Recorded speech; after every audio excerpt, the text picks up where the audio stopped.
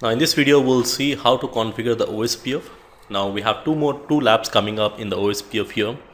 We'll see with single area as well as multiple area.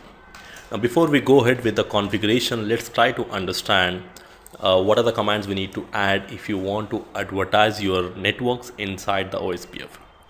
Now the first command, we need to go to router OSPF and then we need to define the process ID. Now process ID is a number which can be given from 1 to 65,535, which identifies a OSPF process running on a router. Like take an example, if I have a router, let's say there is a service for a router which is connecting to a customer A and also it's connecting to customer B, and let's say there is a customer C also. Now in this scenario, the service provider and the customer is running some routing protocol and all are using OSPF here. So I'm going to use OSPF here, and we want to ensure, the service provider want to ensure that it's going to run 3 different OSPFs, but it has to be maintained in a separate OSPF process. Now probably what we'll do is we'll use one process ID of 1 for the customer A, process ID of the 2 for the customer B, and the process ID of 3 for customer C. Now in this way, on the same router we can run multiple instances of OSPF without interfering with each other.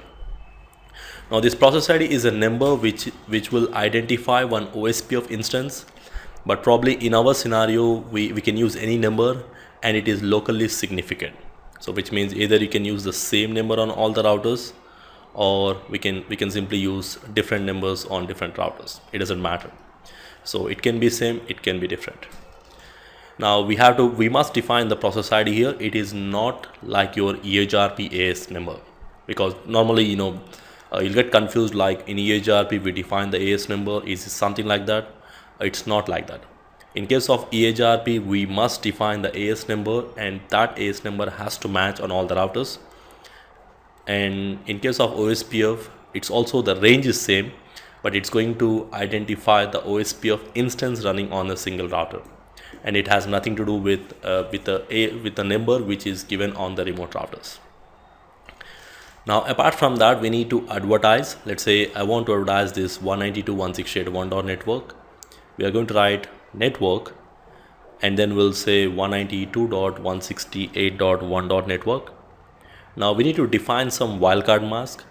Now wildcard mask, we can say, let me give an example of how to calculate the wildcard mask. Probably more on this wildcard mask I'll be discussing in the ACL topic.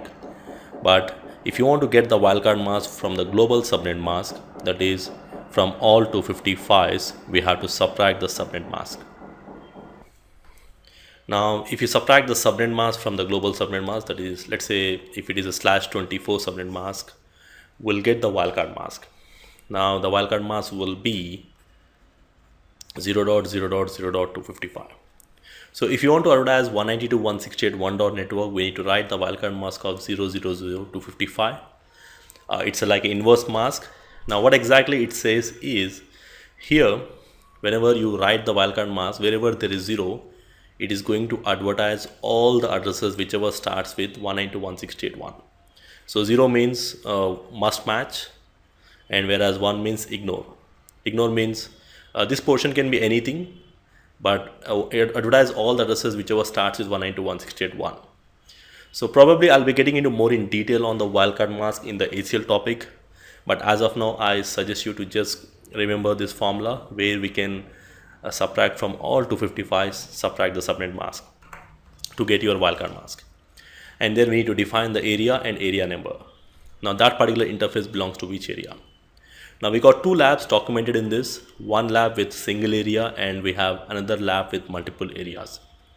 So the lab with multiple areas will get into this configuration in the next video, but here we'll get into some configuration on single area here. So where I'm making all the 3 routers in one area, that is area 0, or it can be any other number. Now if you want to advertise 192.168.1.network, we are going to write 1.network and the wildcard mask is 0.0.0.255 based on the formula, and then this interface comes in area 0. Now similar way, advertising 10.network, with a wildcard mask of 0.255.255.255 based on the /8 subnet mask, because the subnet mask will be 255.255.255.0. If I subtract, then it will be 0.255.255.255 will be the wildcard mask, and then area 0. Now similar way we need to advertise this 192.168.2 dot network, 10 dot network and 11 dot network, all the three interfaces in area 0. And same way we need to advertise the 11 dot network and 3 dot network in area 0. So let's go to the command line and to verify the configuration here. I got 3 routers and all the routers are pre-configured with the IP addresses. Let's go to the router 1 to verify the IP addresses here as per my topology. And then if I verify show IP protocols, I do not have any of the routing protocol configured here. Now we want to configure router OSPF. We need to define the process ID, any number it can be. So normally I use 1 and advertise the 1 dot network. If I press enter here, it says incomplete command because you must define the wildcard mask and the area number. Now as per my scenario here, I'm going to advertise all the interfaces in area 0 here. Let's take the diagram here. Now all the interfaces I'm going to advertise them in area 0 here. So let's go to the router 1 command line, network 192.168.1 dot network, and the wildcard mask will be 0.0.0.255 and then area number. Now the same thing for 10 dot network, 0.255.255.255 area and area 0. So if I give show IP protocols, you can see that OSPF 1 is configured, and these are the 2 networks which we are advertising on the router 1. So let's get into the router 2 configurations, router 2 and finish up the configurations, where we'll advertise the router 2 10 dot network, 11 dot network and 192.168.2 dot network in area 0. So we'll go to router OSPF 1 10 dot network 255.255.255 area 0, and then you can see the message comes up, the loading to full stage. Now whatever the 7 stages we verified, probably once you advertise this interface, it will start sending the hello messages, and once you advertise this interface, it is going to reply to the hello messages, and they will go with a neighbor step, and all the all 7 stages will go up. Now let's finish off the same thing on the remaining routers. Let's go and advertise the 11 dot network, and then we are going to advertise 192.168.2 dot network, which is in the LAN 0.0.255 and then area 0. If you verify show IP protocols on the router 2, we are using OSPF 1, and then the 10, 11 and 192.168.1 dot network we are advertising on the router 2 interface. Let's go to the router 3 and finish off the configuration on the router 3. On the router 3 we have 2 interfaces again. Router OSPF 1 network 192.168.3 dot network in the LAN with a /24 subnet mask, and then network 11 dot network, and then 0.255.255.255 is the wildcard mask, and then area 0. Now I can see on the router 3 also we have a neighborship. Now for further verification, what we'll do is we'll try to verify. The first thing, I'll go to router 2 and verify the neighborship. Now if I give show IP OSPF neighbor to verify the neighbor table, now on the router 2 you can see there are 2 neighbors, and the router ID of the router 1 is 192.168.1.100. Now why 192.168.1.100 is taking? Because if you give show IP protocols, you can see the router ID is 192.168.1.100, and if I go and verify the interfaces on this router, there are 2 interfaces. One is 10.0.0.1 and the other one is 192.168.1 network. By default, it is going to take the highest IP of the physical interface as a router ID, because we did not manually configure the router IDs. So that's a default behavior. Similar way on the router 3, it's going to take the router ID as 192.168.3.100 based on these 2 interfaces. And if I check on the router 2, I think it's going to take 192.168.2.100 as router ID, because this is highest IP address out of all the 3 interfaces. Now the first thing, we need to verify the neighborship, and if everything is okay, I should see the neighborship exactly based on the connectivity. and you can see the neighborship goes up to full step, and you can see the timers here. Now for every 10 seconds it's going to send the time. You can see after 31, 30, again the timers goes to 39, again 38, 37, like that. And this is the neighbor IP address and the interface on which that particular neighbor is connected.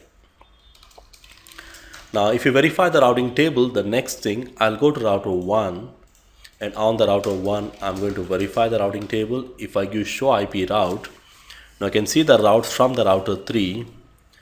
I'm able to see the routes, and you can see this, it's showing as O represents it's learned through OSPF, and you can see the code here as well, OSPF learned routes.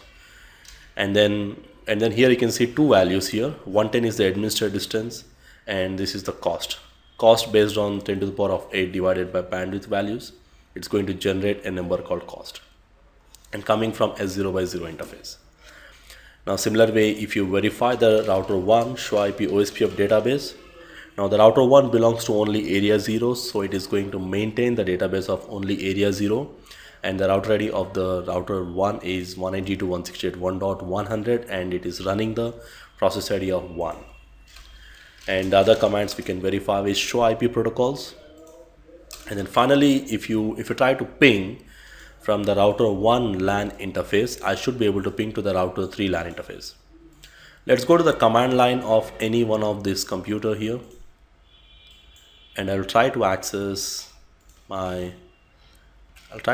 any one of this computer desktop. I'll go to command line, and I'll try to ping to 192.168.3.1, that is on the router 3 LAN. I should be able to ping from 1.1 to 3.1. I should get a reply. I can see that I'm getting a reply here. If you try to trace 192.168.3.1, you can see the packet first goes to 192.168.1.100, and then goes to 10.2, and then goes to 11.2, and then finally reaches 3.1. Now this is a very basic lab where we have seen how to configure the OSPF in a single area, and generally as per the Cisco recommendations, if you have around 30 to 40 routers, we can go within a single area. But if your network size goes more than that, then probably it's recommended to go with multiple areas. Now we'll be getting into one more lab in the OSPF. In the next lab, we'll see how to configure the OSPF in multiple areas.